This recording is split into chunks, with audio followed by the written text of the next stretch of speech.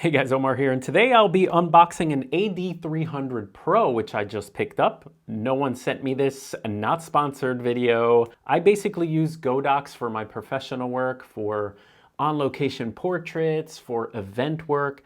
And so in this video, I would touch on some of the flashes I've purchased, my experience with them, plus unboxing a flash I have no experience with, the AD300 Pro.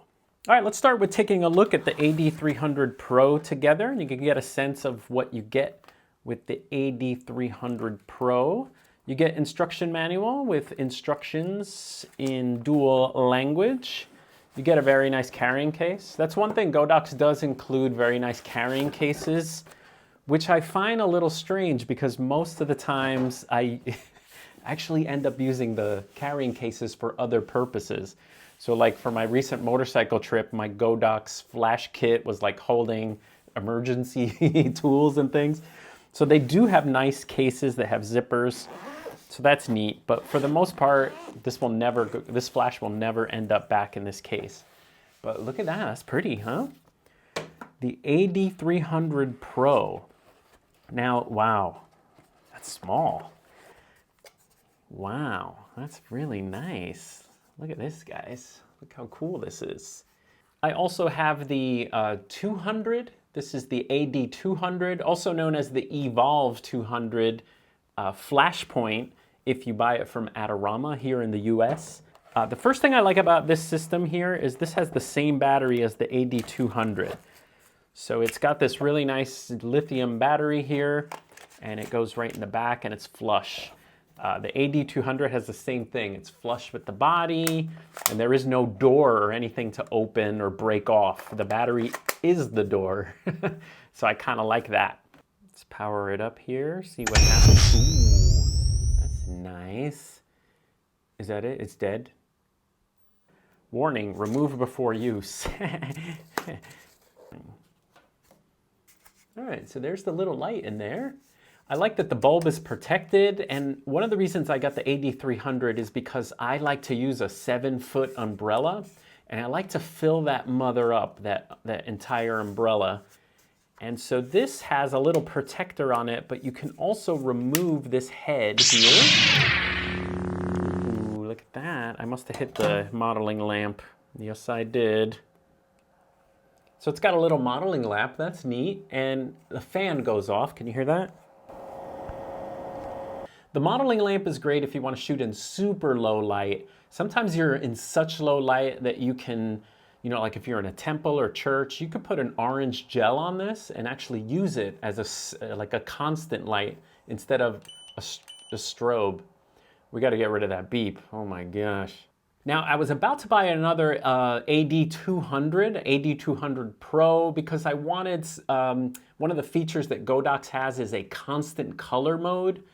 And you know how I am a stickler for my, Sony colors, Nikon colors, and controlling everything using a color checker passport. I've made videos on colors and videos. I'll link those up below. So I was going to buy the AD200 Pro, but I started to look at the AD300, and I like its form factor. I like that it's super tiny, and I also like the fact that it has a new mount, which is very tiny. It's kind of versatile. This little tiny mount, you can put smaller modifiers in here, which might be easier to carry on location. But I also purchased, well, let's finish with the unboxing. Okay, it's got a little protector here. Nice, so you can put it in your bag. Here's the size compared to the AD200. Man, I like this a lot. Nice. You can put a mount on it. Let's see what else you get in the box. You get a little mount. Here we go. You get a little mount with it. Not great to put in a bag, but it comes with its own mount, which is nice. And you can put an umbrella on there. So the only thing I don't like about these mounts are I usually like a little bit of a better lever. However, this is kind of weird. This, when you want to put the umbrella bracket, when you want to put an umbrella in there, it bumps into the other one. That's a little weird. All right, but instead of that mount, I picked up this thing. This is called an S bracket. So look at this guy. This guy's really robust. Oh, this one comes with extra candy. So I own S brackets, but I needed to purchase this one because this one, the bottom plate comes off. Does it pull off or does it screw off? Oh, it slides off. So this S bracket has a little stage here, so you can put a speed light in there because it's flat. And this also allows you to put the AD 300 in there. Oh, very nice. Oh, we need to remove this mount. You can't have both mounts on PayPal. Okay, so this is the S mount. Oh, that fits nice. Now with this new S mount, you can put a larger modifier on there because this is a Bowens mount, and you can see the size difference between the little mount and the large mount. But yeah, that's a nice and compact, powerful little light. So what is this light good for? So the reason I got the 300 is because it's kind of versatile as far as, for me, I need powerful light if I'm shooting outdoors, but I also need a light that can go low enough. Because if you shoot indoors, you don't want a lot of flash. You actually want just a little kiss of light. If you're shooting in a dark temple or a dark church or dark areas, then you can, as the lowest thing ever, you could use a modeling light that's maybe gelled, or the power on this flash goes as low as 1/256th. Now, if I'm not shooting indoors, if I go outdoors, then this guy has enough power that if you're shooting in the shade or if, there is sun out, you can blast enough light to sort of light up a model. There's the charger and a cord, which is great. So we're gonna charge that up because I think we're gonna use this on a shoot today.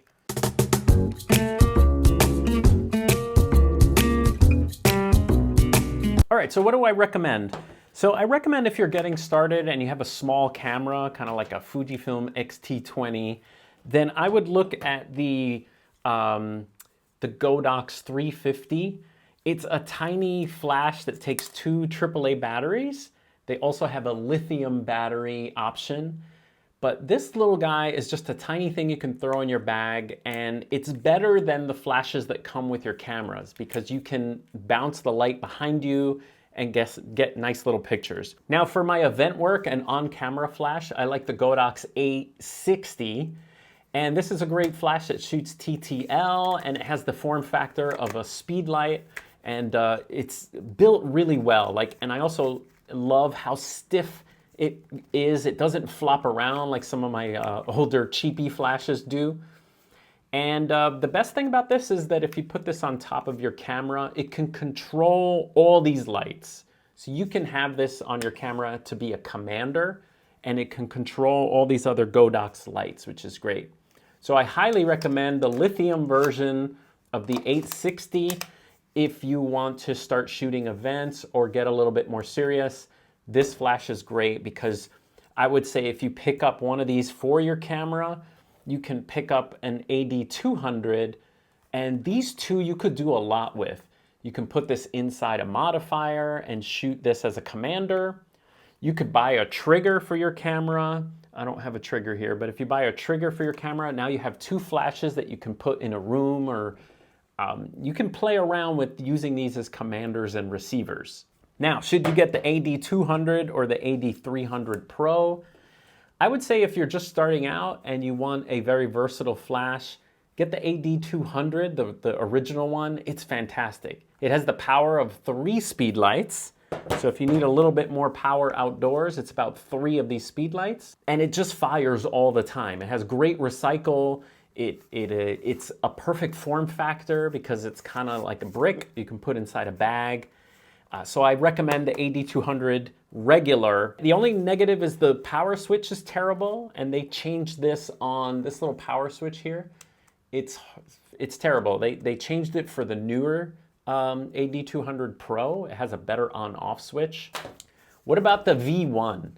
I do not ever recommend the Godox V1 for a couple of reasons. Number one, I don't feel it's as well built as the 860. It has a little click wheel here that feels like it's gonna fall. It's really terrible, this click wheel right here. And the other thing is the click wheel is also a directional pad. So when you go to click to raise your powers, you start hitting some of the things like zoom and mode. And so I don't love this. One other thing about the V1 I don't like is the battery. The battery is a slip through. You see the hole through there? It's a slip through battery. I just don't like the way this works because I find that I am completely always have it either the wrong way or the wrong direction. Because if you're shooting in the dark, you can't really see what you're doing. So that's one thing that's kind of annoying. And the other is this clickable shoe.